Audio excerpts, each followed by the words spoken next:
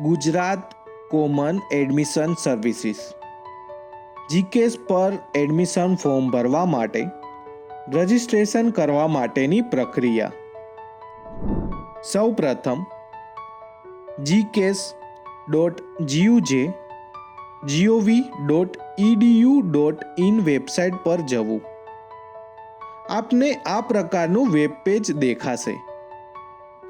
હવે આ પેજમાં ઉપરની બાજુએ એપ્લાય નાવનું બટન આપેલ છે, તેના પર ક્લિક કરો.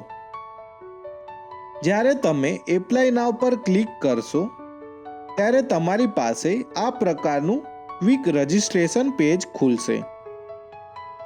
અહીં તમારી વ્યક્તિગત માહિતી જેવી કે પ્રોગ્રામનો પ્રકાર, આપાર આઈડી, માર્કશીટ મુજબનું નામ, કેટેગરી, જાતિ અને તમારી જન્મ તારીખ ભરીને સંમતિ આપવા બોક્સને ટીક કરી તમારો ઈમેલ આઈડી અને મોબાઈલ નંબર દાખલ કરવાનો રહેશે. અહીંયા ખાસ નોંધ લેવી કે અરજદાર એક મોબાઈલ નંબર અને એક ઈમેલ આઈડી પરથી માત્ર એક જ વખત નોંધણી કરી શકશે. હવે ગેટ ઓટીપી પર ક્લિક કરશો એટલે તમે જે મોબાઈલ નંબર અને ઈમેલ આઈડી આપેલ હશે તેના પર એક ઓટીપી આવશે. તેને અહીં આપેલ બોક્સમાં દર્શાવવાનો રહેશે.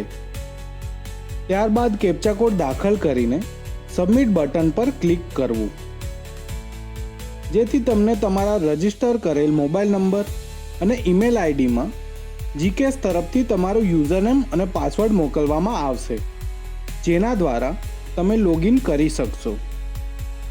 લોગિન કર્યા બાદ તમે સ્ક્રીન પર જોઈ શકો છો તે પ્રકારનું ડેશબોર્ડ ખુલશે.